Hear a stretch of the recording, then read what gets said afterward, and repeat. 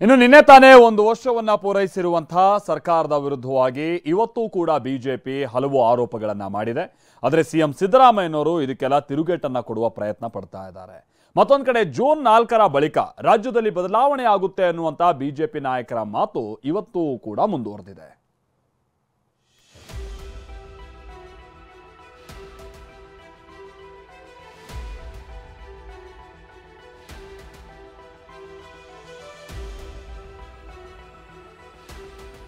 ನಾನಿದ್ದಾಗಲೇ tender ಮಾಡಿ ಎಲ್ಲ ಮಾಡಿದಂಥ ಕೆಲಸಗಳನ್ನ ಪೂರ್ತಿ ಮಾಡಿಲ್ಲ. ಅದಕ್ಕೆ ಇವತ್ತು ಬಿಲ್ ಕೊಡಕ್ಕೆ ಸಾಧ್ಯ ಆಗಿಲ್ಲ. ಬಿಜೆಪಿ ಸುಳ್ಳು ಹೇಳ್ತಾರೆ. ಈಗ ನೀರಾವರಿಗೆ 18,000 ಕೋಟಿ ಇಟ್ಟಿದ್ದೀವಿ. ನಿಮಗೆ ಹೊಟ್ಟೆ ಉರಿ ಇರ್ಬೋದು, ನಾವೇನು ಮಾಡೋಕ್ಕಾಗೋದು. ಈ ಸರ್ಕಾರದಲ್ಲಿ ಎಲ್ಲವೂ ಸರಿ ಇಲ್ಲ. ನನ್ನ ಲೀಡರ್ಶಿಪ್ ಅಲ್ಲಿ ಪಕ್ಷ ಅಧಿಕಾರಕ್ಕೆ ಬಂದಿದೆಯಲ್ಲ, ಈಗಾಗಲೇ ಲಾಬಿಗಳಿದ್ದಾವೆ. ಎಲ್ಲಿ ಫೇಲ್ಯೂರ್ ಆಗಿದೆ ಹೇಳಿ.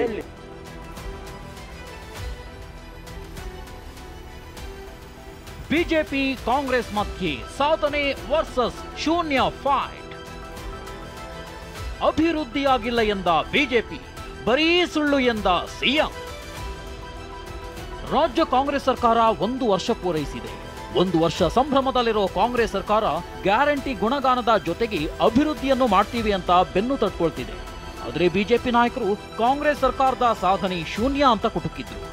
ಇವತ್ತು ಕೂಡ ಸಾಧನೆ ವರ್ಸಸ್ ಶೂನ್ಯ ಅನ್ನೋ ಮಾತಿನ ಸಮರ ಮುಂದುವರಿದಿದೆ.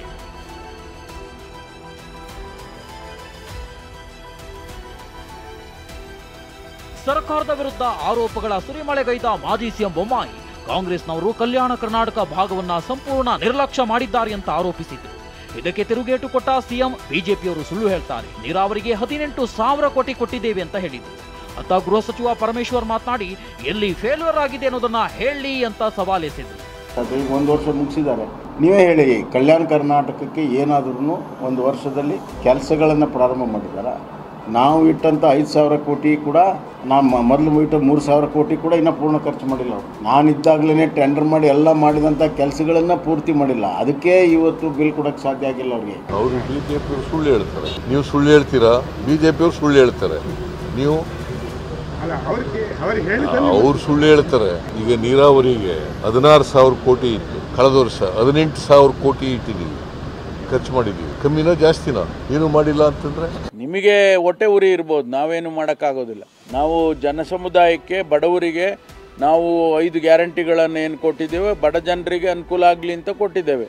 ಹಾಗಾದರೆ ಆ ಬಡ ಜನ ಹಾಗೆ ಸಾಯ್ಬೇಕಾ? ಆ ಬಡತನದಲ್ಲೇ ಇರಬೇಕಾ? ಅವರು ನ್ಯಾಯಯುತವಾಗಿ ಆ ಬಡತನದಿಂದ ಹೊರಗೆ ತರೋದಕ್ಕೆ ಪ್ರಯತ್ನ ಮಾಡ್ತಾ ಇದ್ದೇವೆ. ಅದು ಅವರಿಗೆ ಹೊಟ್ಟೆ ಉರಿ ಇದೆ, ಅದು ಬೇರೆ ವಿಚಾರ. ಆದರೆ ಎಲ್ಲಿ ಫೇಲ್ಯೂರ್ ಆಗಿದೆ ಹೇಳಿ.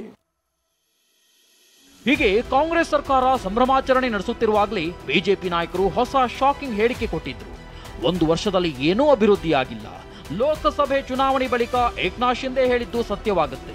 ಸರ್ಕಾರ ಬೀಳೋದಕ್ಕೆ ಕ್ಷಣಗಣನೆ ಆರಂಭವಾಗಿದೆ ಅಂತ ನಿನ್ನೆ ತಾನೇ ಅಶೋಕ್ ಭವಿಷ್ಯ ನುಡಿದಿದ್ರು. ಎಂದು ಮಾಜಿ ಸಿಎಂ ಬೊಮ್ಮಾಯಿ ಮಾತನಾಡಿ, ಲೋಕಸಭೆ ಫಲಿತಾಂಶ ಬಳಿಕ ರಾಜ್ಯದಲ್ಲಿ ಬದಲಾವಣೆಯಾಗುತ್ತೆ ಎಂದಿದ್ದಾರೆ. ಇದಕ್ಕೆ ಇಂಪು ನೀಡುವಂತೆ, ನಾನು ಡಿಸಿಎಂ ಆಗಿ 1 ವರ್ಷ ಪೂರೈಸಿದ್ದು ಮುಖ್ಯ ಅಲ್ಲ, ನನ್ನ ನಾಯಕತ್ವದಲ್ಲಿ ಪಕ್ಷ ಅಧಿಕಾರಕ್ಕೆ ಬಂದಿದೆ, ಅದು ಮುಖ್ಯ ಅಂತ ಡಿಕೆ ಹೇಳಿದ್ದಾರೆ. ಈ ಸರ್ಕಾರದಲ್ಲಿ ಎಲ್ಲವೂ ಸರಿ ಇಲ್ಲ. ನಂಬರ್ 1, ಆಂತರಿಕವಾದಂಥ ಸಾಕಷ್ಟು ವಿಚಾರಗಳಲ್ಲಿ ಭಿನ್ನಾಭಿಪ್ರಾಯ ಇದೆ. ಈಗಾಗಲೇ ಲಾಬಿಗಳಿದ್ದಾವೆ. ಚುನಾವಣೆ ಬಂದಿದೆ ಅಂತೇಳಿ ಅಲ್ಪ ವಿರಾಮ ಆಯಿತು, ಈಗ ಮತ್ತೆ ಅದು ಪ್ರಾರಂಭ ಆಗುತ್ತೆ. ನಾನು 1 ವರ್ಷ ಪೂರೈಸಿದ ಮುಖ್ಯ ಅಲ್ಲ, 4 ವರ್ಷ ನನ್ನ ಲೀಡರ್ಶಿಪ್ ಅಲ್ಲಿ ಪಕ್ಷ ಅಧಿಕಾರಕ್ಕೆ ಬಂದಿದೆಯಲ್ಲ. ಹೀಗೆ ಸರ್ಕಾರ ಅಧಿಕಾರಕ್ಕೆ ಬಂದು ಒಳೊಳಗೆ ಬಡಿದಾಟ ಶುರುವಾಗ್ತಿದ್ದಂತೆ ಗೃಹ ಸಚಿವ ಪರಮೇಶ್ವರ್ ಸ್ಪಷ್ಟನೆ ಕೊಟ್ಟಿದ್ದಾರೆ. ಫಲಿತಾಂಶ ಬಳಿಕ ಸಂಪುಟ ಪುನರಚನೆಯಾಗುವುದು ಅಥವಾ ಬದಲಾವಣೆಯಾಗುವುದು ಮುಖ್ಯಮಂತ್ರಿಗಳ ವಿವೇಚನೆಗೆ ಬಿಟ್ಟಿದ್ದು ಅಂತ ಹೇಳಿದ್ದಾರೆ. ಲೋಕಸಭೆ ಆದ್ಮೇಲೆ 1 ಜನ ಸಚಿವರಾಗುವಂತ ಆಸೆ ಇಟ್ಕೊಂಡಿದ್ರು. ನಿನ್ನೆ ಸಿಎಂ ಅವರು ಯಾವುದೇ ರೀತಿ ಆ ಥರದ್ದು ಇಲ್ಲ ಅಂತ ನಿರಾಸೆ ಮಾಡಿದ್ದಾರೆ. ಅದು ಮುಖ್ಯಮಂತ್ರಿಗಳ ವಿವೇಚನೆಗೆ ಬಿಟ್ಟಿರೋದು, ನಾವು ಮಾತಾಡೋಕ್ಕಾಗೋದಿಲ್ಲ. ಅದನ್ನ ಒಂದ್ ಕಡೆ ಸರ್ಕಾರದಲ್ಲಿ ಒಳಜಗಳ ನಡೆದಿದ್ದು ಶೀಘ್ರವೇ ಪತನವಾಗುತ್ತೆ ಅಂತ ಬಿಜೆಪಿ ನಾಯಕರು ಬಹಿರಂಗವಾಗಿ ಹೇಳಿಕೆ ಕೊಡ್ತಿದ್ದಾರೆ.